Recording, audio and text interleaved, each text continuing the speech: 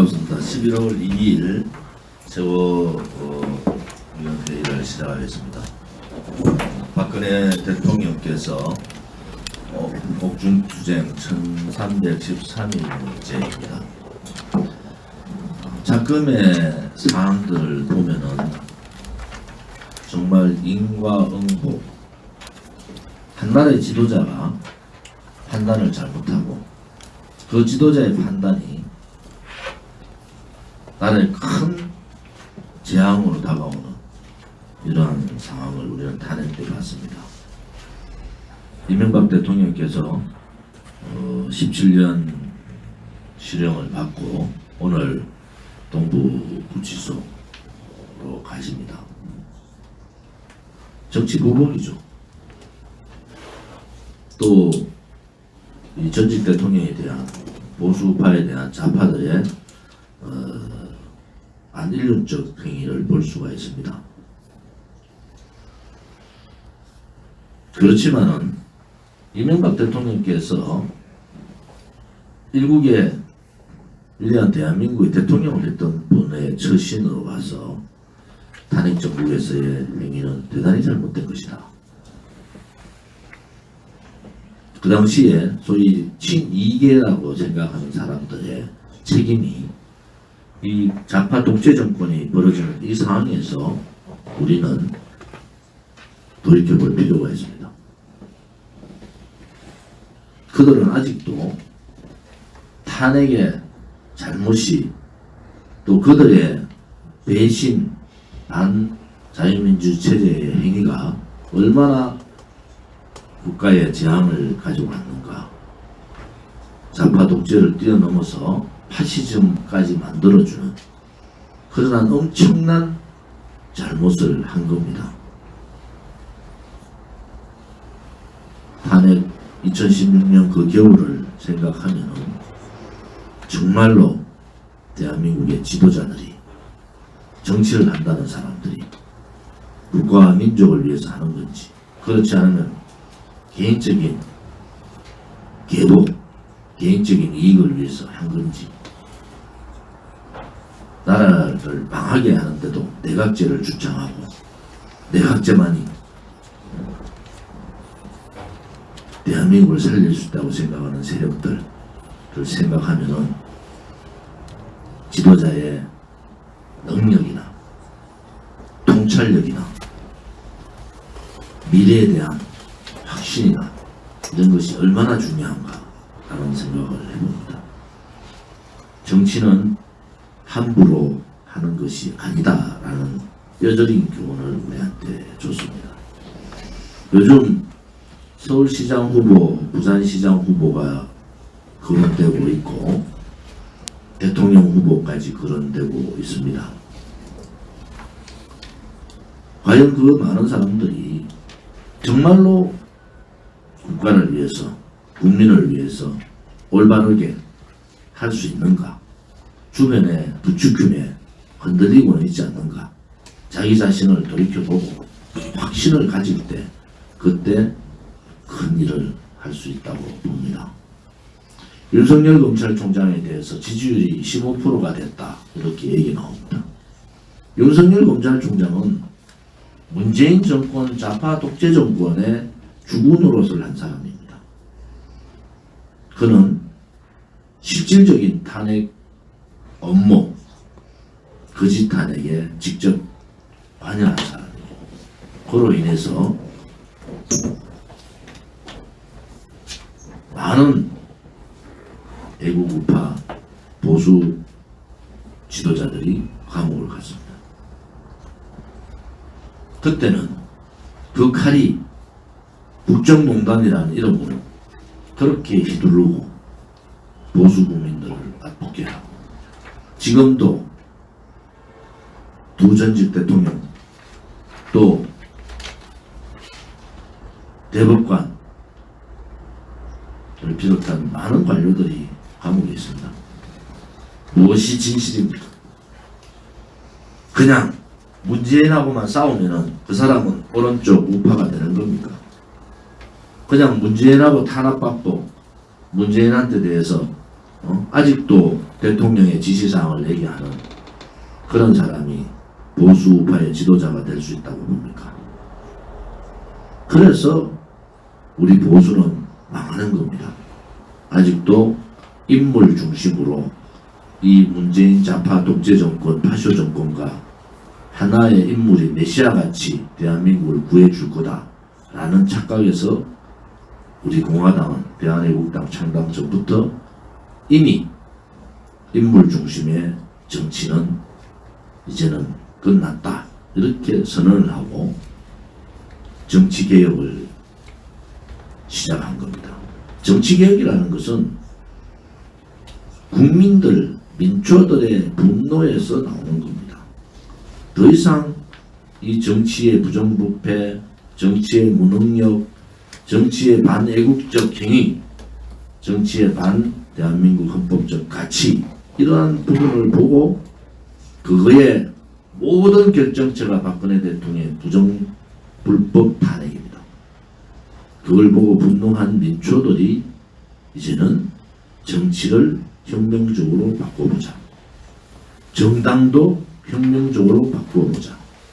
인물 위주의 정당이 아니라 민초들이 만드는 국민을 중심으로 한 정당.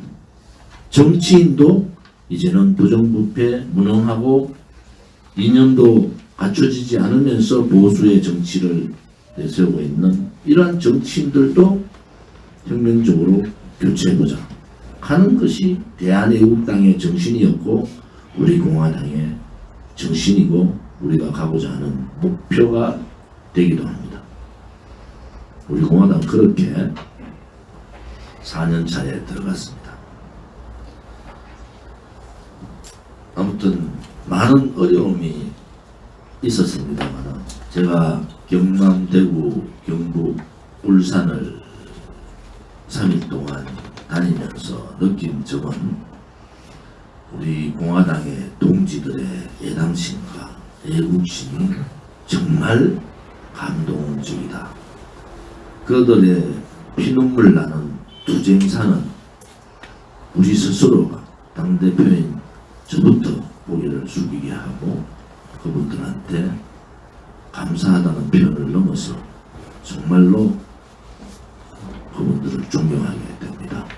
우리 공화당의 가치는 당대표부터 일반 당원 한 사람까지 모든 분들이 애당심과 애국심, 정의감으로 똘똘 뭉쳐있다 이렇게 봅니다. 그래서 우리 당 지도부 사전 회의에서도 오늘 얘기했지만은 우리가 좀 더 각성하고 좀 더 우리 당원들을 받드는 그러한 모습들이 필요하겠다라는 말씀을 드립니다. 우리 공화당은 이제 개인에 의한 정치가 아니라 민초들에 의한 정치 또 오른쪽 우파의 이념 정당화로 갈 겁니다. 그렇게 갈 거라고 저는 믿고 있습니다. 홍준표 의원이 요즘 이런저런 얘기를 합니다. 일견 우리 공화당하고 같은 입장을 많이 발표를 하고 있어요. 그런데 원죄를 스스로 석고대죄하지 않고는 홍준표라는 사람을 용서할 수가 없습니다. 내일은 박근혜 대통령 1심을 앞두고 반인륜적 행위로 유석춘의 꼭두가시를 앞세워서 박근혜 대통령을 탈당시킨 홍준표의 원죄의 날입니다. 이 부분에 대한 석고대죄와 이분에 대한 박근혜 대통령에 대한 사죄가 없으면은 홍준표는 우리공화당과 같은 얘기를 하지만은 본심이 아닌 걸로 우리는 봅니다. 홍준표의 말장난에 얼마나 많은 보수우파 국민들이 울었습니까? 우리 공화당이 그렇게 대한애국당 당시에 1심 재판을 마치던 마치고 탈당을 하더라도 출당을 시키더라도 시켜야 된다 이렇게 주장했음에도 불구하고 그는 모멸차게 박근혜 대통령을 출당시켜버렸습니다. 그래서 홍준표가 잘 됐습니까? 그래서 이명박이 잘 되고 그래서 윤석열이가 잘 되고 그래서 홍준표가 잘 됐습니까? 탄핵의 강은 그렇게 건너는 것이 아닙니다. 탄핵의 진실과 정의를 밝히고 탄핵이 잘못됐다는 것을 분명하게 밝히는 것이 보수 전체가 하나 되고 또 모든 선거에서 승리할 수 있는 유일한 방법이다라는 말씀을 드리겠습니다. 요즘도 반문연대 많이 들어봤던 얘기예요. 김무성이 항상 무슨 반문연대, 빅텐트 이렇게 얘기합니다. 폭력투쟁 한 번 하지 않고 오로지 태극기 만들고 4년 가까이 탄핵무효와 문재인 좌파 독재 정권과 싸우고 있는 우리 공화당을 극으로 몬 자들이 또다시 반문연대를 얘기합니다. 박근혜 대통령의 탄핵에 대해서 얘기하지 않는 자들, 그들과 우리 공화당은 같이 할 수가 없습니다. 부정선거 지금 주장하고 있는 블랙시 쪽도 마찬가지입니다. 박근혜 대통령의 탄핵이 이 나라를 이렇게 만들었다는 것을 분명히 아셔야 됩니다. 지난 총선 참패 최고의 문제가 될 수 있는 김영호와 박형준, 그들을 추천했던 김무성, 선대 본부장을 맡았던 유승민, 우리를 극우라고 최고위원회에서 쌍욕을 했던 그 당시의 최고위원들이 아직도 정치판에 고개를 듭니다. 선거 참패의 원인을 제공했던 자들이 처단되어야 됨에도 불구하고 부정선거로 다 덮여버렸어요. 왜? 자기들이 참패한 것이 아니라 선거가 부정해서 진 것이다. 있을 수 없는 일입니다. 제대로 된 부정선거를 밝히는 것은 박근혜 대통령의 탄핵 무효를 밝혀야지 됩니다. 정치적으로 우리 공화당은 그렇게 간단하게 넘어가지 않습니다. 미국 대선이 이틀로 다가왔습니다. 이런저런 여론조사가 있습니다만 우리 공화당의 가치와 같이 하는 미국 공화당 트럼프 대통령 후보를 지지합니다. 당선되기를 진심으로 바랍니다. 우리 공화당의 공약과 같은 자유민주주의 체제블록, 반중, 반공산당 블록, 이러한 중심에 미국의 공화당이 있기 때문에 우리 공화당은 미국 공화당을 지지합니다. 혹자들은 트럼프 대통령의 친김정은 행위에 대해서 많은 얘기들을 합니다. 미군 감축과 박정희 대통령 시해 문제, 박정희 대통령 재임 중에 엄청난 압박을 한 것은 공화당이 아니고 민주당입니다. 민주당이 잠시 이런저런 얘기를 할지라도 트럼프 대통령은 재선이 되면은 북한에 대한, 특히 문재인 좌파 독재 정권에 대한 엄청난 압박을 가할 겁니다. 우리 공화당은 그렇게 누가 당선된다 안 된다를 떠나서 우리 공화당과 가치를 같이 하는 그러한 미국의 정당이 이기기를 바랍니다.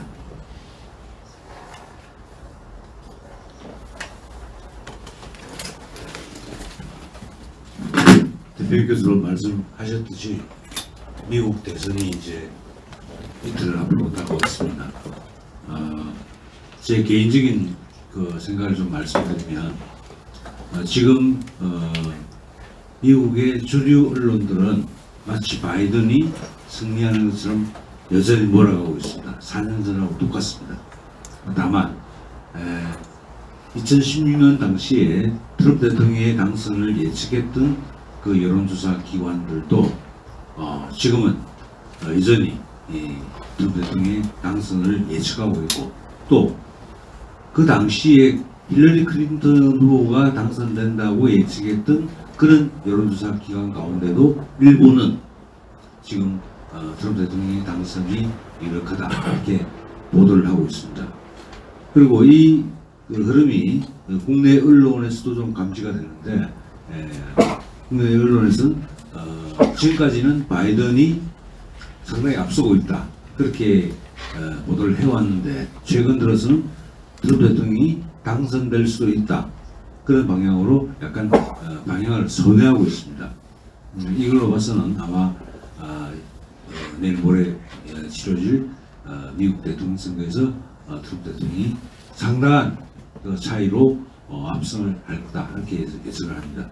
근거는 여러 가지가 있는데, 첫째 일단 그 흑인과 그리고 이제 라티노, 히스패닉계라고 라티노들의 그 트럼프 대통령의 지지가 굉장히 높았습니다. 4년 전보다 높아졌고, 그래서 실제로 그 힐러리가 당시에 여론조사에서는, 아니 국민 투표에서는 높은 2%를 더 가져갔지만, 근데 선거인이나 통계에서는 사실 이제 그 트럼프 대통령이 졌죠. 그건 이제 미국 선거제도의 특수 때문에 그런데, 어떤간에 하여튼 지금까지 그 민주당 지지자로 알려져 있었던 흑인과 히스패닉계가 트럼프 대통령 쪽으로 많이 기울었다 그런 거하고, 그리고 또 아시아계도 물론 마찬가지입니다. 아시아계도 일본, 필리핀, 그다음에 인도 이런 계통에서 지지자가 많이 늘었다는 거 말씀드리고, 그리고 그 최근에 나오는 이야기가 민주당 선거 본부가 그 거의 질이 밀리는 상태랍니다. 그 양분이 그 선거 전략을 놓고도 양분 대립을 하고 있고, 또 하나는 분위기 자체가 아예 그 선거 그 활동을 했던 선거 그 참모들이 특히 바이든의 그 여러 가지 부패, 그리고 또 바이든이 했던 중국과의 그 관계, 반역 행위 이런 문제와 관련해서 상당히 낙담을 하고 있다 그런 얘기가 나오고 있습니다. 그런 것도 하나의 영향을 미치고, 그리고 이제 최근에 이제 배 대법관이 임명이 되면서 그 선거 관련해서 미국 연방 대법원의 판결이 나왔습니다. 우편 투표가 계속 들어올 텐데 이걸 언제까지 카운팅을 할 거냐 하는 문제가 있는데, 하여튼 11월 3일 지나서 들어오는 건 따로 보관을 하거나 또는 카운팅을 할 수 없다. 그래가지고 실제로 민주당 그 선거 전략이 우편 투표를 많이 하는 것으로 가 있는데, 근데 12월 4일부터 들어오는 우편 투표는 좀 무효화될 가능성이 굉장히 높아졌습니다. 바로 그것도 하나 중요한 요인이 되고 있다고. 바이든의 그 주문, 부패, 반역 이 부분은 트위터나 이런 쪽에서 찾아내려고 했는데 잘 안 됐죠. 공화당에서 항의하고, 그리고 또 공화당에서 지금 빅텍, 구글이라든지 그다음에 트위터 이런 것들에 대해서 좀 청문회를 하고 있습니다. 그리고 이제 특히 구글 같은 경우는 독점금지법 위반으로 제소를 하고 있고요. 그래서 굉장히 좌편향을 보여왔던 반 트럼프적인 입장을 보여왔던 빅텍들이 사실은 법적으로 철퇴를 맞을 가능성이 굉장히 높습니다. 그래서 아마 이런 여러 가지 환경들이 트럼프 대통령이 굉장히 유리하게 갈 것 같고, 그리고 유세장 분위기는 그 트럼프 대통령 유세가 압도적이죠. 두 개를 비교해보면 오히려 바이든 유세장은 거의 사람이 100명 이내 20명, 30명 이 정도밖에 안 되는데, 트럼프 대통령의 그 유세장은 수천에서 수만 명, 이 사람들이 축제 분위기를 즐기기 쉽게 하고 있습니다. 그래서 저는 여러 가지 요소들을 고려해 볼 때 트럼프 대통령이 무난히 재선이 된다 이렇게 보고 있고, 그 트럼프 대통령이 재선이 됐을 때 그 여러 가지 뭐 해야 될 일들이 많겠지만은 기본적으로 아마 트럼프 대통령은 미국 내에 있는 좌파들을 척결하는 작업을 할 것 같습니다. 특히 이제 BLM 북동, 이 BLM 북동을 주도했던 단체들이 중국의 자금을 받아가지고 했다는 증거가 속속 드러나고 있는데, 그래서 중국의 자금을 받아서 북동을 일으켰던 그 세력들을 일단 단죄하는 이런 작업이 들어갈 것 같고, 그리고 아까 말씀드렸다시피 빅텍을 포함해서 주류 언론들이 중국 자금이나 또는 뭐 여러 가지 형태의 변칙적인 그런 지원을 받았던 부분에 대해서 조사에 들어갈 것 같고, 또 이제 학계란지 언론계, 그리고 이제 뭐 정계, 이게 침투해 있는 이 중국 자금을 받았던 이 세력들을 아마 단죄하는 작업, 이게 지금 FBI에서 하고 있는데 그 작업이 본격화 될 것 같다, 그렇게 저는 보고 있습니다. 그래서 그간에 미국 내에 있는 공산주의자들, 사회주의자들, 이런 사람들을 척결하는 작업 진행할 거다. 그리고 마찬가지로 동북아, 중국, 북한 이 부분에 대한, 그리고 특히 이제 한 1년 정도 됐나요? 그때 미국 정부의 공식 표현이 그전에는 대한민국 정부라고 했는데, 그때부터 뭐냐면 노무현 정부라고 해가지고 대한민국과 문재인 정부라고 해서 분리시키기 시작했습니다.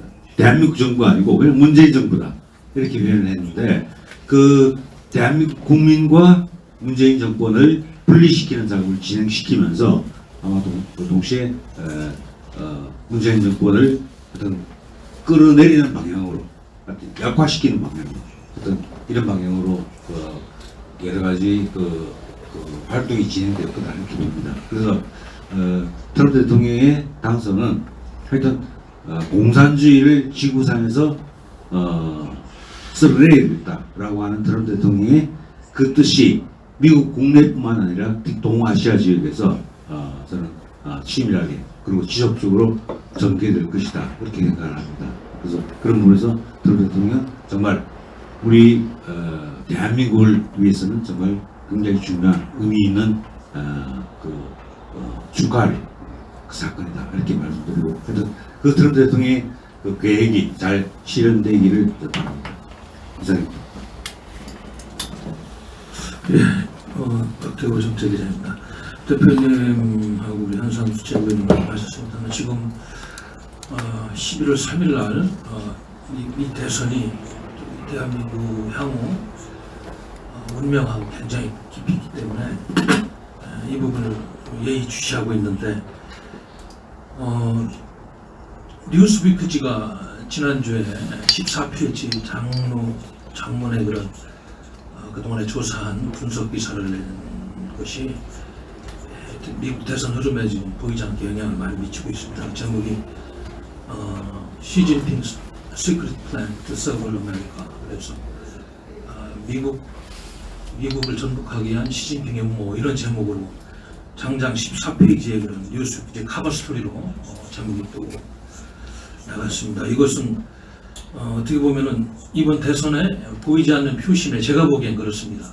겉으로는 이야기들을 크게 표심에 영향을 미친다고 분석을 안 하고 있는 걸로 알고 있는데, 실질적으로 굉장히 영향을 미칠 것이다. 이것이 지난 7월 달에 크리스토퍼 레이 미 FBI 국장이 허드슨 연구소 연설에서부터 이미 미국은 이제 언론하고 한 팀을 이루어서 이걸 아마 공개 시점을 잡았다가 지난주에 아마 이게 대대적으로 신문 기자가 취재한 걸로 해석이 나온 것 같습니다. 그리고 폼페이오 장관도 여러분들 알다시피 수차례 지금 중국 문제 거론하고 이런 상황에서 이제 이 기사 내용을 여러분도 신문 보도를 통해서 보셨겠습니다만, 미국과 중국은 일시적으로 이렇게 사안을 가지고 대립하는 그런 강대국이 아니고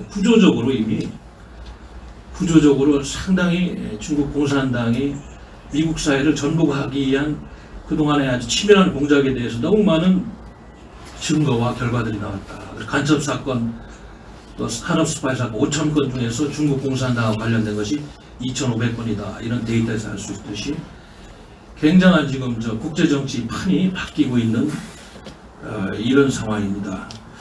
그런데 이 시점에서 문재인 주사파 정권이 정말 잘해야 되는데 이렇게 판이 바뀌고 있는데 아직도 탈미 친중 노선에서 움직이지 않고 여전히 미국 인사들 만나서는 속마음을 숨기고 형식적으로 이야기하고 이수혁이라든지 문재인이 같은 망언들이 계속 나오니까 지금 폼페이오 장관이 아시아 순방 2번이나 있었습니다만 일부러 한국을 안 오고 있잖아요. 아니 와서 이야기할 값어치를 못 느끼는 거예요. 왜냐하면 얘기해봤자 속마음을 솔직하게 대화하는 분위기도 안 되고 별 의미가 없다고 판단합니다. 그리고 이렇게까지 지금 되고 있는 상황에서 미국에 대해서는 굉장히 중요하다. 제가 어제 좀 CNN을 거기는 좀 야권 성향의 언론인데 CNN이 좀 보도가 잘 되니까 쭉 분석을 해보니까 CNN도 이제 어제 밤까지는 상당히 좀 각축하는 걸로 보도를 하고 있더라고요. 이만큼 지금 상황이 좀 많이 좋아졌고 특히 그 결정적으로 펜실베니아주 선거인단 20석을 가진 펜실베니아주하고 플로리다주가 좀 큽니다. 두 스윙 스테이트 격전지가 어디를 선택하느냐에 따라서 미국 대선이 향방이 바뀔 것이다. 그 주가 지금 어제 저녁까지는 제가 분석하기로는 굉장히 각축하는 걸로 오차범위에 대해서 혼전을 하고 있다. 그래서 이틀 동안 우리가 좀 더 예의주시하면서 우리 공화당이 추구하는 그런 가치 있는 후보가 당선되길 빌어야 될 것 같습니다. 아시다시피 미국 대통령 선거는 간접선거제도로서 선거인단 538명 중에서 270명만 확보하면은 당선이 확정되는 그런 상황입니다. 그래서 이러한 지금 첨예화되고 있는 미중 갈등 속에서 심지어는 동아시아에서 전쟁의 가능성까지 3차 대전의 가능성까지 지금 준비해야 되는 중국 공산당이 대만한테 선전포고를 하고 이런 상황에서 많은 국제정치학자들은 그레이엄 앨리슨 교수뿐만 아니고 문재인 정권이 강력한 한미동맹 기반한 우방과의 군사협력 체제를 약화시키기 때문에 만약에 시진핑이가 국내 정치를 타개하고 지금 뭐 암살없는 눈물을 비롯해서 국내에 상당히 어려운 입지를 타개하기 위해서 전쟁을 한다면 한반도가 될 것이다. 왜? 문재인 주사파 정권이 정신도 부패하고 도대체 물러 터져가지고 가장 쉬운 지역이 될 것이다. 이런 분석을 하고 있다는 것을 우리 국민들은 정말로 심각하게 받아들여야 될 것입니다. 아울러서 지금 미국 사회에 침투하고 있는 중국 공산 세력들의 그런 스파이 활동이 대한민국은 그보다 두세 배는 더 심화되어 있을 것이다. 그래서 국가정보원은 빨리 수사를 해서 미국이 한 것처럼 대한민국 안보를 지켜야 되지 않느냐 이런 생각을 하게 되었습니다. 그리고 이번 주 아까 8시 38분에 여론조사 발표한 걸 보니까 YTN하고 리얼미터가 한 건데 부정평가가 문재인 대통령이 50.9% 잘못하고 있다가 긍정은 44.9%. 지난주와 큰 차이는 없습니다만 정당 지도도가 이렇게 지금 실정을 하는데도 아직도 민주당이 34.8% 국민의힘이 28.9% 해가지고 조금밖에 이렇게 안 되고 있는 거는 그 비대위원장하는 김종인 씨의 행보라든지 그 국민의힘이 하는 이렇게 엄중한 국가의 좀 중대 사안들이 국내적으로 전개되는데도 제대로 대응을 못하니까 이 당이 이게 이 좋은 호재들을 다 놓치고 있는 것이다. 유일하게 제도권 정당으로 지금 103석을 가지고 이러니까 나라 망하는데 일조하는 김정인 씨가 심지어는 우파 인사인 조갑재 선배는 좌파 프락치라는 얘기까지 하고 있잖아요. 이거 홈페이지 통해서 지지율도 안 오르는데 자꾸 호남 지역 다니면서 경상도 지역 지지율 오르지도 않는데 호남에 구애만 하고 이렇게 나라가 망하고 있는데 명확하게 분석을 해서 국민들한테 경종을 울리고 싸워야 되는데 이건 하지 않고 자꾸 뒷방 늙은이처럼 지나간 이야기를 하고 그러니까 좌파 프락치론까지 나오는 이런 상황이 지금 되고 있습니다. 그래서 국민의힘이 이렇게 해가지고는 정말 역사에 큰 죄인이 되지 않을까 이런 생각이 듭니다. 지난주 주말에 지금 검찰이 평검사들이 난리가 났습니다. 추미애 씨가 윤석열 총장 찍어내려서 마지막 대한민국에 남은 그래도 공권력다운 공권력 좌파를 견제할 수 있는 세력이 경찰밖에 안 남았는데 제가 보기에는 그리고 윤석열 총장 찍어내려서 어떻게든 장악해서 권력형 비리 수사 막고 게이트 막고 좀 정권을 연장해 보려고 안달이고 하다 보니까 이런 무리수를 두고 있는데 평검사 커밍아웃한 추미애에 대한 반감을 보이면서 커밍아웃한 평검사가 230제가 5명까지 봤는데 구도 통제가 되는지 그렇게 보도하다가 오늘 신문 일제히 보니까 다 들어갔어요. 이게 엄청난 사건인데 겁난에 가까운. 어떻게 되는지 이 부분을 좀 우리 당이 이번에 예의주시를 해야 되는데, 심지어는 이제 뭐 많은 언론인들 이야기했습니다만 중앙일보 같은 경우는 이건 추미애 씨는 지금 직장 내에 죄송합니다. 성희롱이 아니고 괴롭힘 금지법이라는 그런 것까지 적용돼야 될 정도로 너무 심한 게 아닌가. 직원들에 대해서 말이죠. 업무 범위를 넘어가는 이러한 과도한 말이죠. 간섭이라든지 괴롭힘을 통해 가지고 지금 윤석열 총장이라든지 그 권력형계 비리를 수사했던 검사들을 좌천하고 보직 해임하고 말이죠.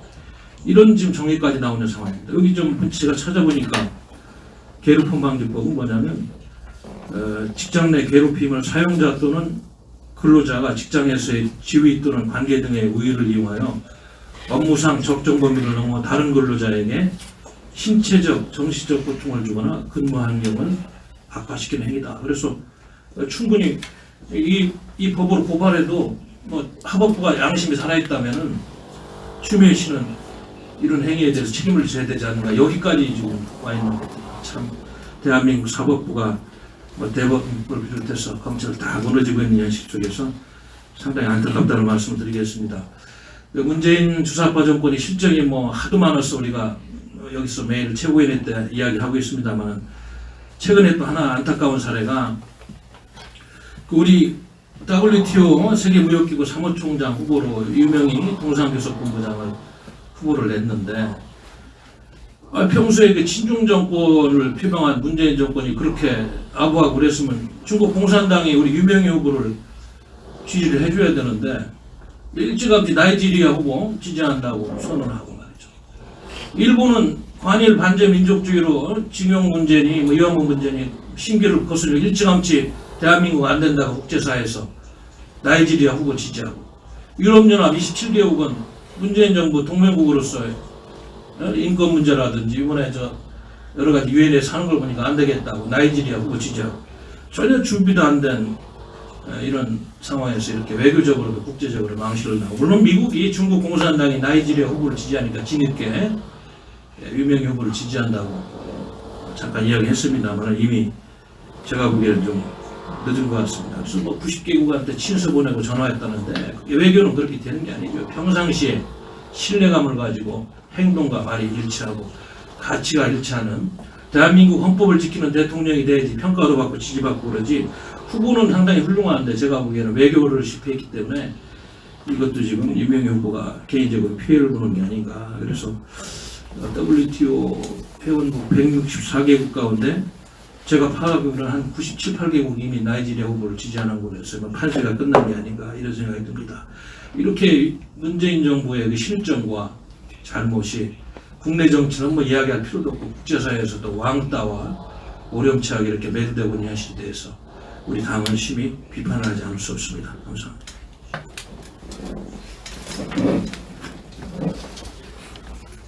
한 시간 좀 넘게 전에 민주당이 서울, 부산, 보선에 공천하겠다라고 확정을 했습니다. 전 당원 투표를 통해서 86% 찬성표를 얻어서 당원을 개정을 하겠다는 것입니다. 민주당 당원은 본래는 당 소속 선출직 공직자의 중대한 잘못으로 재보궐선거를 실시하게 된 경우 해당 선거구에 후보자를 추천하지 않는다라고 규정하고 있습니다. 이것을 문재인이가 당대표를 할 때 정한 당원, 정치개혁을 핑계로 정한 당원이고, 이것을 지금 오늘 무너뜨리는 것이 문재인의 당 더불어민주당입니다. 박원순 전 서울시장, 오거돈 전 부산시장 다 성추문으로 자리를 죽거나 사퇴해서 비우게 되는 서울시장 보선, 부산시장 보선입니다.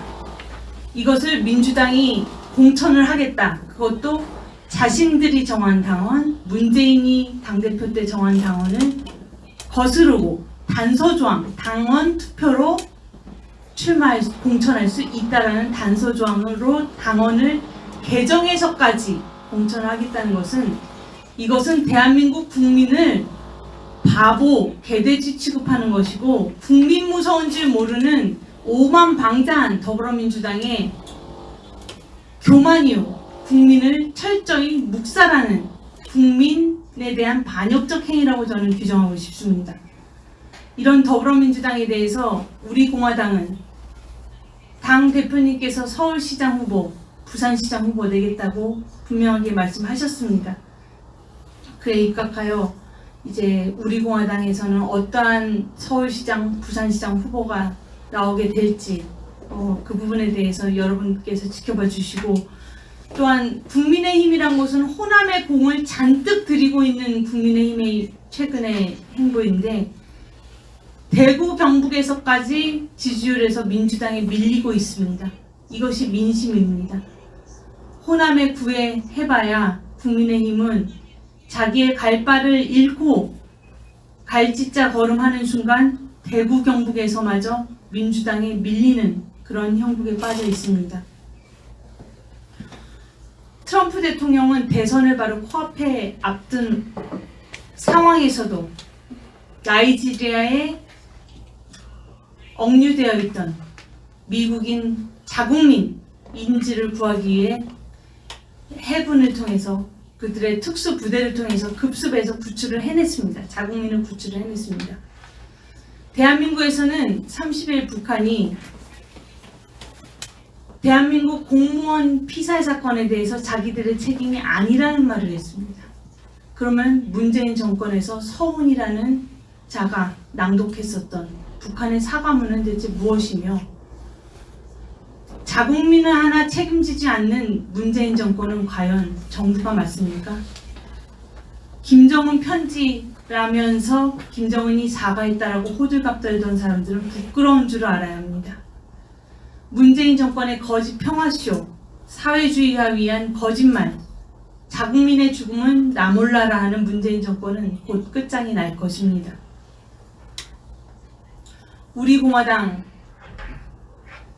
향후의 행보에 대해서 걱정도 많이 하시고 또 염려도 많이 하시고 동시에 또 후원도 많이 하시는 우리 공화당 당원님들, 정당에 대해서 생각해 봤을 때 정당이 무엇하는 곳입니까? 국민의 정치적 의사를 형성시켜서 공직선거에 훌륭한 후보를 내는 그러한 곳이 정당입니다. 시민단체, 그냥 뭐 이슈를 관철시키기 위한 시민단체가 아니라 우리 공화당은 정당입니다.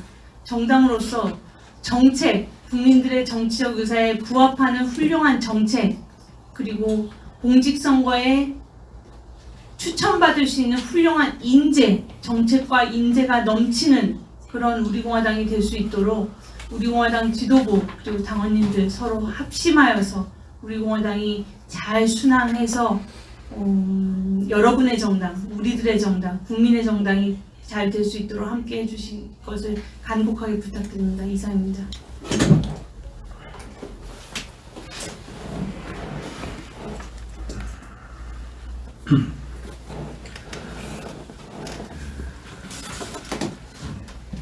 박근혜 대통령님 옥중투쟁 1313일째입니다. 박정희 대통령님 서거 41주년 행사가 끝나고 한 일주일 정도 동안 좀 개인적으로 많은 생각을 하게 됐습니다. 우리가 이 가시밭길이 언제쯤 끝날 수 있을까? 박근혜 대통령님이 나오시면 끝날까? 아니면 또 다른 박근혜 대통령님이 나오시고 난 이후에는 또 다른 가시밭길이 펼쳐지게 될까라는 생각들을 하면서 보냈는데, 이렇게 일이 복잡하고 무엇이든 꼬여있다라고 생각을 할 때는 우리가 왜 투쟁을 하는가부터 생각을 해봐야 된다고 생각을 합니다. 우리는 유승민, 김무성하고는 같은 하늘을 입고 살 수 없습니다. 우리는 홍준표가 했던 그 망나니 같은 짓을 아직도 기억하고 있습니다. 우리가 시간이 아무리 지나고 사람들 뇌리에서 잊혀진다고 해서 우리는 그것을 잊으면 안 됩니다. 우리가 박근혜 대통령님 탄핵 무효를 외치는 것은 그분이 어떤 우리에게 있어서 전지전능한 신이거나 메시아이기 때문이 아닙니다. 그 그분이 탄핵을 당하고 대통령의 권좌에서 탄핵을 당하고 감옥에 갇히신 거는 자유민주주의, 대한민국의 자유민주주의 체제에 대한 그 체제 전복을 했던 것에 대한 저항입니다. 우리가 하고 있는 것은. 그래서 우리가 갈 길은 굉장히 좀 올드해 보이고 좀 클리셰한 느낌이 있지만은 항상 캐치프레이즈로 탄핵무효, 무죄 석방이 앞에 들어가게 되는 겁니다. 시간이 지나고 아무리 새로운 이슈들이 생겨도 항상 우리의 기본을 잊으면 안 된다. 사실 저는 개인적으로 부정선거에 대한 입장을 되도록이면 말을 안 하려는 입장이었습니다.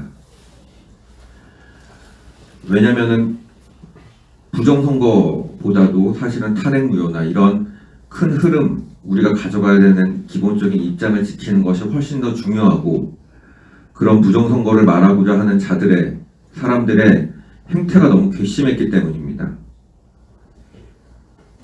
실명을 거론하는 거는 부적절할 것 같아서 안 하자면, 유명 유튜버가 한 명 있죠.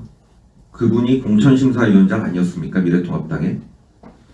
그 사람이 공천을 그따위로 해놓고서는 이제 와가지고는 그게 부정선거다. 무슨 연구선거 뭔가 하는 유튜버는 미래통합당이 압도적으로 이긴다. 그 말의 밑 근저에는 무엇이 깔려 있습니까? 통합할 필요 없다. 박근혜 그냥 묻고 가자. 지금 상태로 그냥 하면 TK, PK 석권이고 수도권 반 이상 먹는다. 그게 그 사람이 했던 워딩입니다. 물론 앞에 있었던 얘기는 가로치고 안 했지만, 그런 사람들이 정말 괘씸하게 부정선거라는 프레임을 들고 와서, 심지어는 창의성도 없어요. 박근혜 대통령님 시절에도 박근혜 대통령 그 정권 하에서 부정선거를 했다는 사람들이 그 사람들이었습니다. 그 사람들의 의견을 그대로 들고 와서 시나리오도 똑같아요. 그런 거를 저는 제 양심상 정말 받아들일 수가 없었습니다. 그런데 이제 당에서도 투쟁이 길어지고 아무래도 새로운 이슈에 많이 휘둘리는 경험들이 많기 때문에 그분들의 그 어려움도 이해를 하자라는 측면에서 말을 안 했지만은, 이제는 여러분들 서울시장 선거, 서울시장, 부산시장을 우리 공화당이 내기로 했습니다. 후보를. 그러면 이제는 우리는 하나로 뭉쳐야 됩니다. 하나의 뜻을 가지고 우선은 우리가 박근혜 대통령님 탄핵무효와 무죄 석방을 외치되, 이것이 어떻게 국민의 바닷속으로 잘 스며들어갈 수 있을지. 예를 들면 이런 겁니다. 우리가 중공에 지난번 12.5 그 항미 원조 기념일에 대해서 반대를 하는 논평을 했습니다. 그렇다면은 그런 큰 틀에서 공격을 하는 것도 중요하지만, 우리가 만약에 그러면 중국이 어떤 잘못들을 하고 있을까, 그리고 각 계층에 대해서 어떤 식으로 파고들 수 있을까 역시도 마찬가지로 전개를 해나가야 됩니다. 예를 들어 여성계 하나만 들자면, 중국은 굉장히 유교적인 사회고 공산주의 체제가 오래됐기 때문에 남성 위주의 사회입니다. 탈북 여성들 같은 경우에 수십만 명이 거기서 몸을 팔고 있습니다. 인신매매로 넘어간 사람들이 대부분이고요. 거기에 포주들은 조선족이 상당수이고, 말하기가 부끄럽지만 성을 매수하는 사람들은 대부분 중국에 거주하고 있는, 주재하고 있는 한국인들입니다. 한국인 남성들입니다. 이런 문제를 거론을 할 수 있는 정당, 조금 더 사람들에게 가슴속에 와닿을 수 있는 정당을 만드는데 최선을 다해보도록 하겠습니다.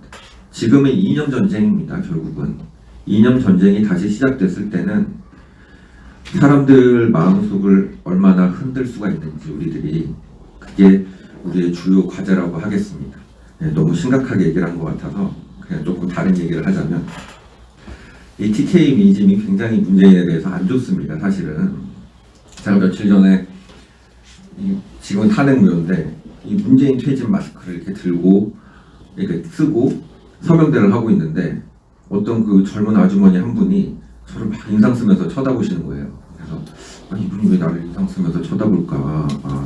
뭐 속된 말로 벌레인가 싶어가지고 있었는데 문재인이 써 있으니까 이게 문재인 빠구나라고 생각을 해서 굉장히 한심하게 쳐다봤었던. 그래서 옆에 이게 퇴진을 보여주니까 끄덕끄덕하면서 이제 서명을 해주시더라고요. 굉장히 안 좋습니다. 이 과실을 따먹는 것은 이제 우리 당의 역할입니다. 이제 중국 폐렴이 이제 뭐 정부에서도 이제 5단계로 늘린다고 하더라고요. 근데 이 대표적인 실책으로 적용이 됐던 게 초등학교 학생들에 대한 초등학교를 폐쇄시킴으로 인해서 학생들이 받을 고통 또는 이제 학습에 대한 문제점들이 제기가 됐었는데 최근에 나온 연구 결과에 따르면은 실제로 중환자실에 입원해 있는 그 청소년 이하가 1% 이하입니다. 그리고 실제로 사망률에 이르는 경우는 거의 없다고 봐야 됩니다. 오히려 우리가 신경을 써야 되는 것은, 그리고 이제 당원 여러분들께서도 신경을 써야 되는 것은 이게 비만입니다. 비만이 걸렸을 때, 중국 폐렴에 걸렸을 때 사망할 수 있는 확률이 거의 킬로그램당 1%씩으로 올라간다고 봅니다. 정상 체중에 비해서. 네. 여기까지 말씀을 드리도록 하겠습니다. 지난주에 최고위원 회의가 광화문에서 있었던 관계로 2주 동안 했었던 우리공화당 서명대 운영 현황입니다. 서울입니다. 양천구팀이 신정내거리 3번 출구, 광진구팀이 구의역 4번 출구, 송파구 을팀이 사흘 동안 송파역 4번 출구와 잠실 세내역 2번 출구에서 서명을 받았습니다. 구로구팀이 대림역 1번 출구, 서대문구팀이 광화문역 7번 출구, 중랑구팀이 석천호수 서호내거리인데 이건 아마 잘못된 것 같고 코스트코 앞에서 했습니다. 서대문구팀이 연신내역 5번 출구, 양천구팀이 신정내거리역 3번 출구, 광진구팀이 구의역 4번 출구에서 서명을 받았습니다. 부산입니다.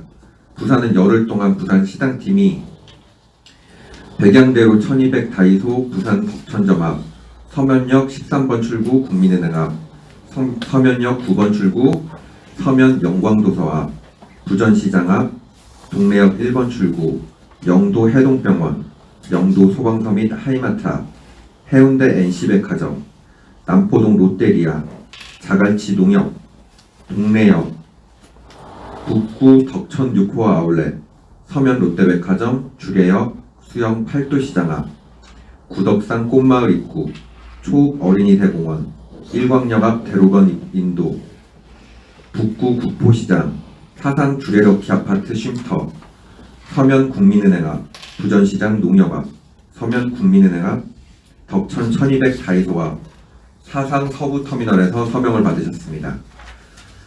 대구입니다. 달서구팀이 광장 휴게소, 서남시장 앞에서 이틀에 걸쳐 서명을 받았습니다. 달성군팀이 화원읍사무소, 현풍장에서 서명을 받았습니다. 수성구팀 황금내거리 황금역 앞, 대구시당팀이 서문시장 앞, 방촌시장 앞에서 서명을 받았습니다. 마지막으로 대구 북구팀이 산격 대우아파트 신우유통 앞에서 서명을 받으셨습니다. 인천입니다. 인천시당팀이 3일 동안 삼산 롯다백화점 부평시장역에서 서명을 받았습니다. 대전입니다. 대전시당팀이 나흘 동안 옥척교 수통골에서 서명을 받으셨습니다. 경기입니다. 경기는 수원시팀이 나흘 동안 지동시당에서 서명을 받았습니다. 파주시팀은 이틀 동안 임진강 인삼축제에서 서명을 받았습니다. 부천시팀이 부천역 남부역 광장에서, 양평구팀이 용문시장, 파주시팀이 금촌역 광장, 김포시팀이 북변정류장, 고양시팀이 마두역 6번 출구, 시흥팀이 오이도, 광명시팀이 철산역, 안양의원팀이 이천일 아울렛, 성남시팀이 모란시장, 안산시팀이 상록수역 중앙역 시청 앞 NC백화점, 양평군팀이 용문시장, 안양의원팀이 비산아파트, 이천시팀이 인천 광고시장, 부천시팀이 부천역 남부역 광장에서 서명을 받았습니다. 충북입니다. 충북 도당팀이 3일 동안 충주시외터미널 앞, 진천 전통시장 앞, 옥천시장에서 서명을 받았습니다. 충남입니다. 이틀 동안 충남 도당팀이 온양 온천역, 삽교천 수문에서 서명을 받았습니다. 경북입니다.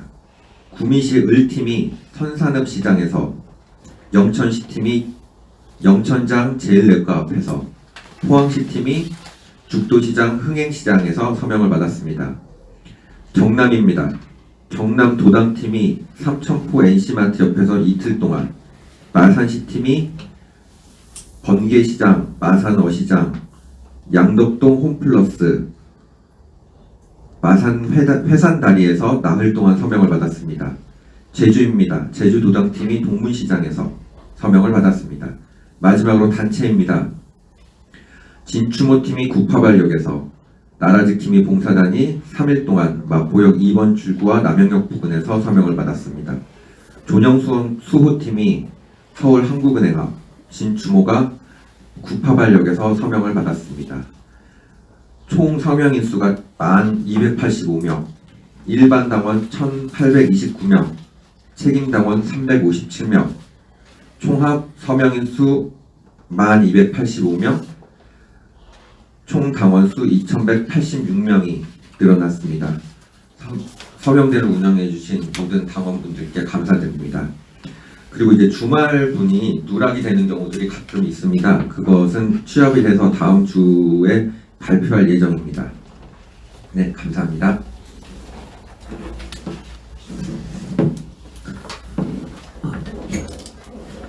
전 세계적으로 이제 향후 질서가 어떻게 될지 향방을 결정하는 미국 대선이 이제 코앞으로 다가왔습니다.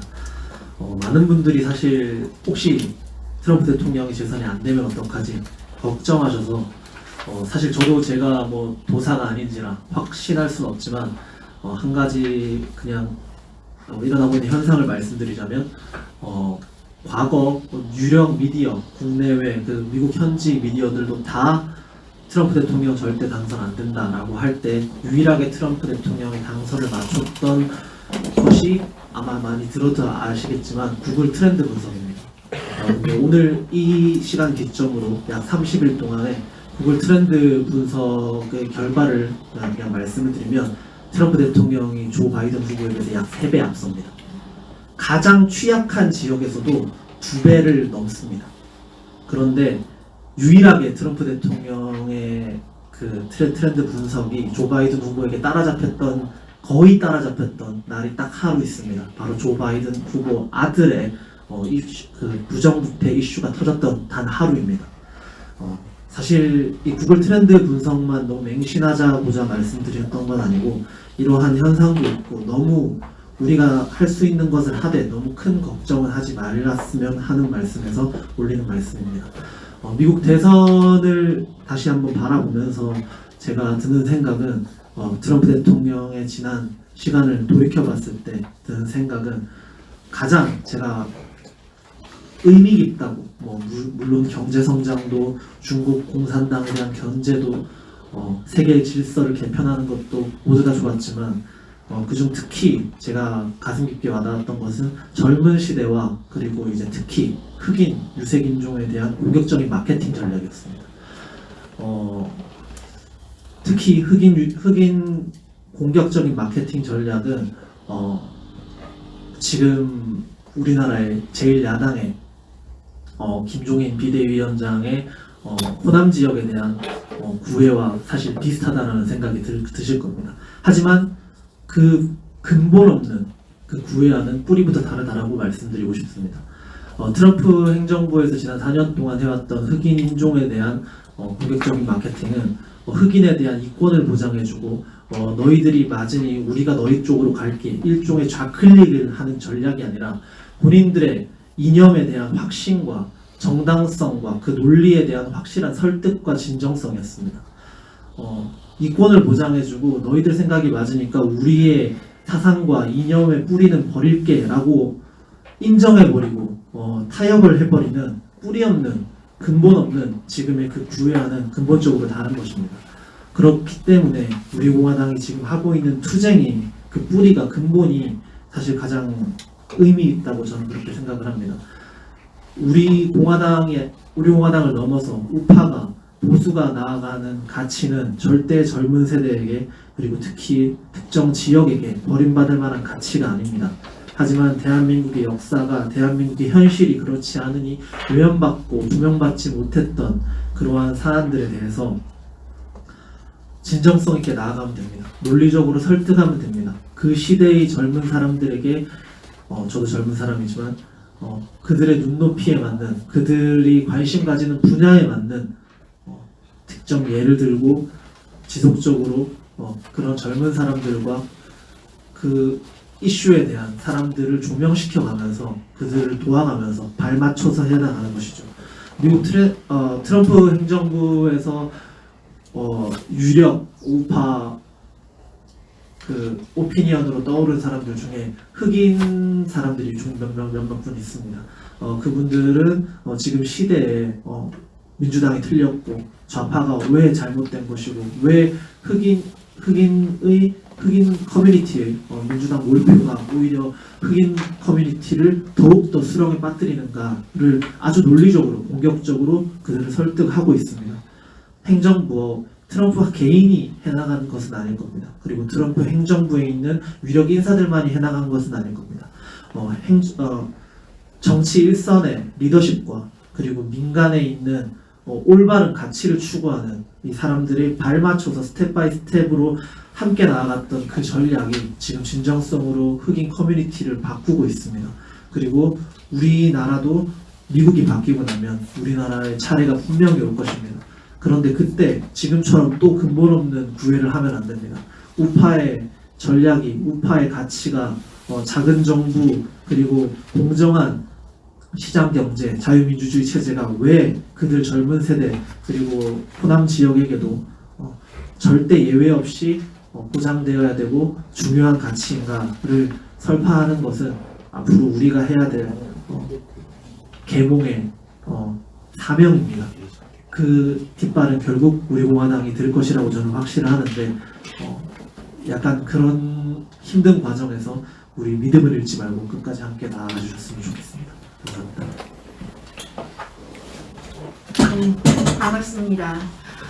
오늘은 조금 말하기 꺼려하는 주제를 좀 말씀드리려고 하는데 저는 좀 말을 드려야 할 것 같습니다.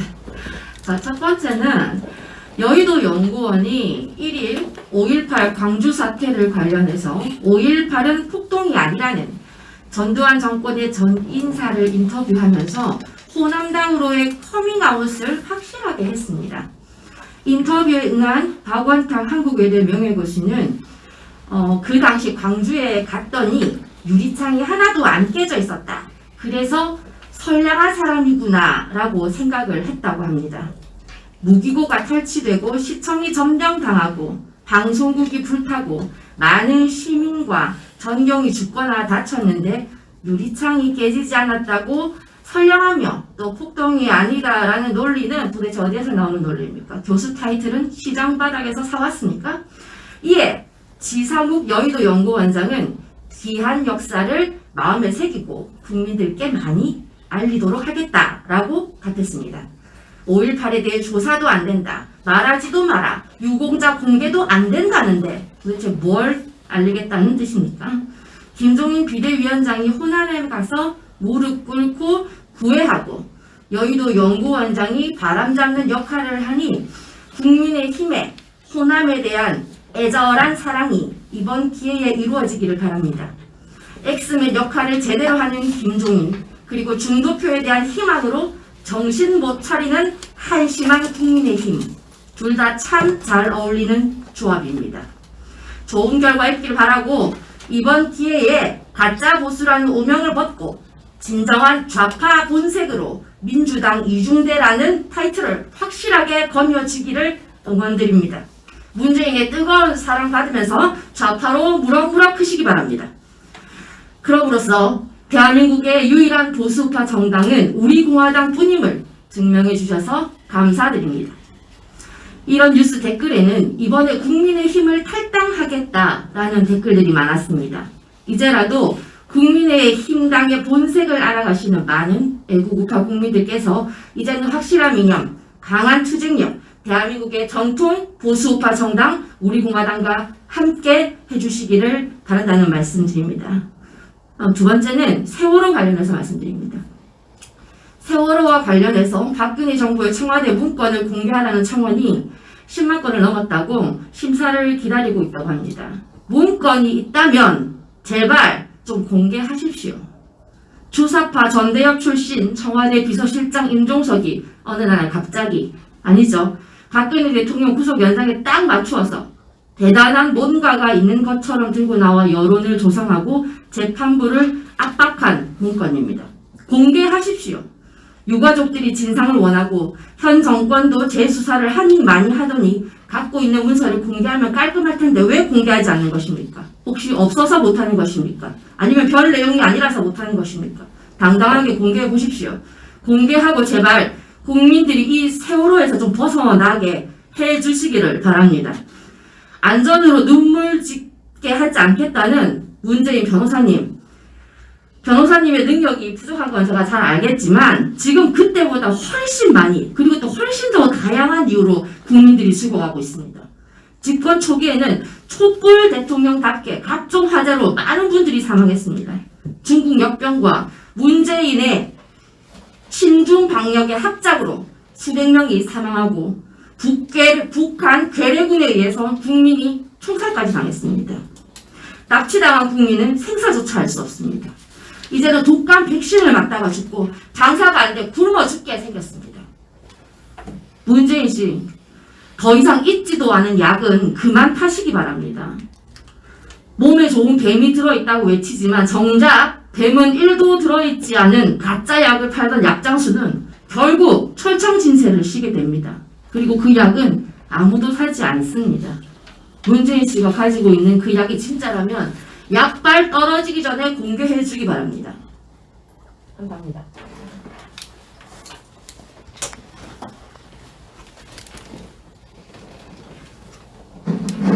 그 서명대에 대해서 좀 말씀을 드리겠습니다. 이성호 최고께서 매주 서명대 발표를 합니다. 비교를 좀 해보시면 이렇습니다. 제가 사무처에 기존의 서명대 활동 현황을 조사를 하고 열심히 하시는 분들 격려도 하고 고맙다는 말도 전해야 된다 라고 말씀드렸고, 기존의 조직위원장 분들 또 선임되신 분들은 각자의 서명대 활동을 해야 된다. 당 사무처는 오늘 최고 지도부 회의에서 조직위원장들이 서명운동을 하는 데 대한 물품이라든지 부분은 적극 지원을 해야 됩니다. 당 지도부의 의견과 다른 얘기들을 사무처에서 하는 것은 잘못된 거다. 당대표로서 서명대가 답이고 서명대가 애당이고 애우십니다 라는 말씀을 드렸기 때문에 기존에 서명대 활동하시는 분들에 대한 감사와 또 동료, 새로운 조직위원장 되신 분들의 서명대 참여가 우리 공화당을 100만 당원, 20만 책임당원의 길을 2년 내에 만들 수 있다. 당 사무처는 이 부분에 대해서 철저하게 지원과 협력을 또 실태 파악을 해주기를 바랍니다. 부산은 6개 팀이 31일간을 서명대를 한 겁니다. 11일 동안에. 쉽게 말씀드리면 하루에 3개 팀이 계속 서명운동을 했다고 하는 겁니다. 지금 14일간의 통계가 아니고 11일간의 통계인데, 서울은 7개 팀이 11일간 서명운동을 한 거예요. 예를 들어서 대구는 5개 팀이 7일간 서명운동을 한 겁니다. 서명운동의 팀이 서명날을 많이 하면 할수록 일반 책임당원의 숫자는 비례합니다. 예를 들어서 서울이 7개 팀이 11일을 했으면은 일반 당원이 161명에 책임 당원이 22명입니다. 지금 부산은 6개 팀이 31위를 했거든요. 그러면은 단순 계산으로 해도 3배가 더 많이 하는 겁니다. 지역적 차이를 빼더라도. 대구는 5개 팀이 7일간 한 거예요. 단순 계산을 하더라도 부산에 5분의 1을 한 거예요. 그러면은 대구가 책임당원이 32명, 일반당원이 132명이에요. 그러면 5를 곱하면은 70명이 되는 겁니다. 부산은 31일을 하면서 책임당원이 212명입니다. 일반당원이 816명. 계산상으로 서명대를 많이 열면은 많은 당원이 확보되고 책임당원이 확보되는 겁니다. 그리고 도당, 광역시, 특별시가 아닌 지역은 우리가 한 번도 찾아가지 않은 지역이 너무나 많아요. 한 번도 찾아가지 않은 지역. 경북 같은 경우는 칠곡, 성주, 외관, 또 분기, 한 번도 가지 않은 지역이 널려 있습니다. 서명대를 해보십시오. 이 통계가요, 매주 저희들이 통계를 내고 이렇게 그래프를 냅니다. 어떤 시도당은 100명, 200명이 책임당원을 하는데 11일 동안 한 사람의 책임당원도 서명운동도 안 한 시도당도 있는 거예요. 지도부가 얘기하는 것은 우리 당의 운명은 서명대를 통해서 많은 당원을 확보하고 책임당원을 확보하고 박근혜 대통령의 탄핵무효 서명을 하면서 우리 공화당의 많은 국민들이 동조하기를 바라는 겁니다. 문재인 파쇼 정권과 투쟁도 하지만 이 서명대가 우리가 그냥 통계를 내는 게 아닙니다. 매주 그래프로 매주 시도당별로 각 팀별로 통계를 내고 있습니다. 서명대를 제가 몇 번 말씀드리지만은 우리 공화당은 아스팔트 투쟁 정당입니다. 말로 하는 정당이 아니에요. 행동하고 그 행동을 통해서 국민들께 선명성과 확장성을 알리는 겁니다. 서명대 우리 지도부도 서명대에 적극 참여하셔야 된다. 그리고 이 서명대의 중요성은 지금 오늘 제가 3개 지역만 비교해서 했잖아요. 경기도 지역을 말씀드리면은 서명대 한 것도 안 한 지역은 제가 11일 동안 한 것도 안 한 지역은 말 안 하겠습니다. 스스로 아실 테니까. 경기도 지역은 11개 팀이 18일간 했어요. 11개 팀. 그러면 18일간 했기 때문에 부산의 31일간보다 12일이 부족, 13일이 부족하잖아요. 지역적 특성을 감안하더라도 경기도는 11개 팀이 했으면 책임당원 100명 돌파가 돼야 되거든요. 우리가 기존에 있는 팀들이 어떻게 운영을 하고 있는지 이거 당대표한테 정확하게 보고를 하셔야 됩니다. 현실을 보고 하셔야 되고요. 또 당대표는 조직위원장 서명대를 가동을 해라 이렇게 많은 지시를 했는데 당 사무처가 그렇게 움직이지 않았단 말이에요. 그거는 반성해 볼 여지가 있다. 서명대가 답이라는 얘기고 조직위원장이 서명대를 가동을 해락하는 것은 서명대에 필요한 모든 지원을 하라는 거 아닙니까? 그런 부분에 있어서 여러 가지 착오가 있음에 대해서 당대표로서 죄송하다고 생각을 드립니다. 우리 공화당은 말로 하는 정당이 아니라 서명대를 통해서 박근혜 대통령의 탄핵 무효를 알리고 당원을 확보하고 그러면서 국민의 바닷속으로 가는 겁니다. 지난 토요일 서명대뿐만 아니라 차량 시위, 1인 시위, 기자회견, 그 다음에 당부 배포, 전단지 배포를 하신 동지들에게 정말 감사를 드리고 중앙당은 우리 동지들의 투쟁에 어떻게 도움을 드릴까 고민을 해야 됩니다. 서명대 하는데 이거 안 된다 저거 안 된다 있을 수 없는 일이에요.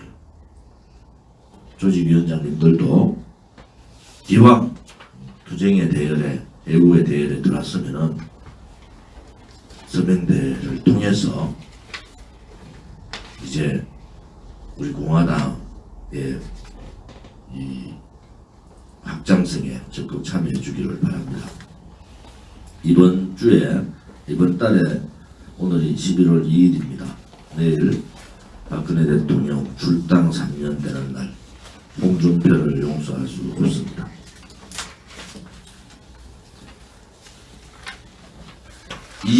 14일 날 박정희 대통령 탄신 103주년 되는 날입니다. 경북도당 구미시 당협과 협의를 해서 중앙당 차원에서 준비를 해주시기 바랍니다. 29일 날은 유영수 여사님 탄신 95주년 되는 날입니다. 여기도 충북도당과 협의를 해서 중앙당 차원에서 대비를 해주기를 바랍니다. 지금 우리 공화당 당원협의회 운영위원장 추천이 들어와서 오늘 최고위원회에서 추천 들어오신 분들에 대해서 승인을 했습니다.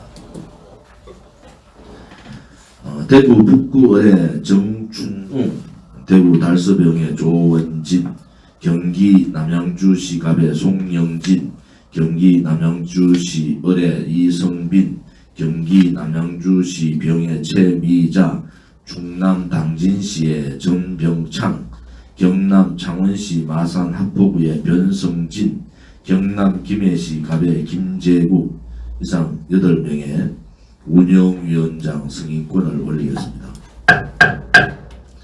이 8분에 대해서 사전최고위원회에서 만장일치로 8사람에 대한 각 지역 당원협의회 운영위원장, 협의회장, 운영위원장으로 승인되었음을 의결합니다. 오늘 조직위원장 공모 몇 건이 있죠? 12건에 대해서 비공개 오늘 최고위원 마치고 비공개에서 심사를 지금 조직강화위원회에서 1차 심사한 것을 최고위원회에서 심사를 해서 오늘 12군데에 대한 조직위원장 선임을 하도록 하겠습니다.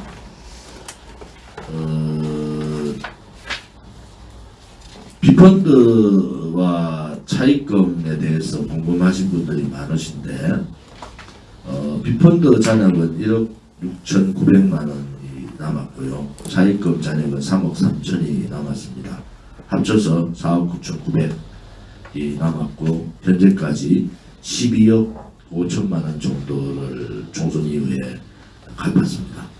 아무튼 조금은 불편하더라도 좀 허리띠를 걷어매고 이 비펀드와 차입금 청산을 하는데 모든 동지들과 당원들이 적극 협조해 주시기를 바랍니다. 빨리 빛을 걷어내야지 우리 공화당이 할 수 있는 일들이 점점 많아지고 또 해야 될 일들이 전국적으로 조직이 많아지고 또 당협이 생기고 하면은 여러 가지 일들이 많기 때문에 이러한 부분에 대해서 우리 동지들의 적극적인 협조를 부탁을 드립니다. 비펀드 투자해 주신 분들이 이렇게 남아있는 분들은 사실은 많은 분들이 스스로 연기를 해주신 분들입니다. 차입금도 마찬가지고요. 당을 위해서 최종까지 계속 연기를 해주신 우리 비펀드 투자자분들과 차입금 차입해 주신 분들께 진심으로 감사를 드립니다.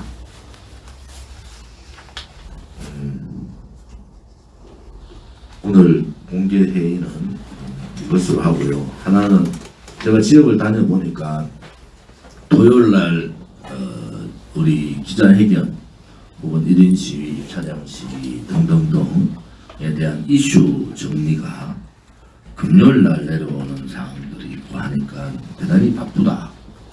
그래서 최소한도로 수요일 날 밤까지는 이슈에 대한 또 목요일 날 기자회견 내용이 수요일 날은 정해져야 됩니다. 사무총장을 중심으로 해서 이슈 정리들을 좀 하시고 최종적으로 우리 당 지도부들도 오늘 사전회의에서 이슈에 대한 선정. 이슈는 이런 겁니다. 첫째, 국민들께 와닿을 수 있는 이슈. 어느 정당보다도 앞서가는 이슈. 문재인 좌파 독재 정권의 간담을 서늘하게 할 이슈. 그리고 언론 방송이 관심을 가질 이슈. 그 이슈 하나가 전국의 서명대부터 시작해서 각 기자회견 1인시의 주제가 되기 때문에 그만큼 이슈가 중요한 겁니다. 그래서 수요일 날까지 정리를 빨리 해서 저한테 보고를 주시면은 제가 생각하는 부분을 해서 수요일 날 밤까지는 시도당의 이슈가 전달될 수 있도록 어차피 그 목요일 날 기자회견을 하지 않습니까? 그 수요일 날까지는 정리가 돼야지 기자회견에 대한 현수막도 만들고 하지 않습니까? 그래서 동시에 지금부터는 이슈라든지 공지사항은 시도당과 조직위원장 동시에 전달하는 겁니다. 이게 뭐 시도당 전달했다가 조직위원장까지 가는 것이 아니라 이제는 서명대 단장까지 동시에 이슈에 이번 주 이슈는 뭐다라는 것이 전달이 돼서 일률적으로 좀 움직임이 될 수 있도록 해주기를 바랍니다. 특정 지역에서 집회 신고를 금지하고 있는 특정 지역에 대해서는 법률국에서 직권남용의 부분을 검토하시기 바랍니다. 아직도 덜 떨어진 지자체장이 집회 신고, 서울도 100인 이하의 집회 신고를 받고 있는데 집회 신고를 안 받고 있는 지자체장들이 있으면 이거는 직권남용으로 고발 조치해야 됩니다. 우리 공화당도 좌파들이 박근혜 정부 때 그렇게 괴롭혔던 그런 내용들보다도 이 문재인 좌파 독재 정권 또 여기에 무역하는 이 지자체장들을 보면은 한심하기 그지없잖아요. 이 부분을 용서할 수 하지 말고 정도대로 좀 움직여 주기를 바랍니다. 두 번째는 6.25 우리 200일 천막 투쟁에 관련해서 약식 기소된 분이 9분, 벌금이 300만 원에서 200만 원 된 분이 9분이 있고 9분 중에 한 분은 연락이 되지 않고 한 분은 항소를 거부하셔서 7분만 중앙당에서 도움을 드릴 겁니다. 변호사를 쓸 필요가 없이 조서를 써서 7분은 법률적 대처를 합니다. 약식 영역에 대한 벌금을 수용할 수 없다는 겁니다. 또 저를 비롯해서 저와 변성근 조직국장을 비롯한 8사람에 대한 기소권은 법적 대항을 하고 있습니다. 아무튼 우리 공화당이 돌아가신 5 대국 열사에 대한 진상 규명을 위한 천막 투쟁에 정당법상 헌법이 보장한 정당의 역할을 한 겁니다. 이 부분은 중앙당에서 사무총장을 비롯한 법률국에서 철저하게 좀 대비를 해주기를 바랍니다. 굉장히 열심히 투쟁을 했는데 그분들께 하나라도 피해가 있어서는 안 되겠다라는 부분을 말씀을 드리고 우리 공화당은 돌아가신 열사분들을 모실 애국묘지도 준비함과 동시에 지금 투쟁을 하다가 다치신 분들 또 103명 6.25 참사의 103명의 부상자들에 대해서 집단 소송을 준비를 하고 있습니다. 이것은 형사적으로가 아니라 민사적으로 철저하게 서울시에다가 요청하겠습니다. 103명 진단서 거는 분들 심지어 갈비뼈가 4개 벌어진 분도 있고 문의 실명 단계까지 가신 분도 있기 때문에 이 부분에 대한 민사소송을 통해서 서울시에다가 확실한 보상 요구를 하도록 하겠습니다. 당이 이 집회나 여러 가지 투쟁을 통해서 당원들의 피해는 즉각적으로 중앙당 법률국으로 민원실이나 법률국으로 연락을 주시기 바랍니다. 우리 공화당의 자문 변호사 세 분을 중심으로 이 부분에 대한 대처를 하도록 하겠습니다. 비공개로 전환하겠습니다. 우리는 바쁘게 움직일 수밖에 없습니다. 편히 쉴 수도, 잠을 잘 수도 없습니다. 그러나 내일을 함께 꿈꿀 수 있다는 사실 하나는 약속할 수 있습니다. 그래서 우리는 위로가 됩니다. 때론 용기가 되고, 때론 정의가 되기도 합니다. 오늘도 희망을 품고 나아갈 수 있도록 대한민국 국민 모두의 꿈을 지키는 우리는 당신의 벗입니다. 우리 공화당.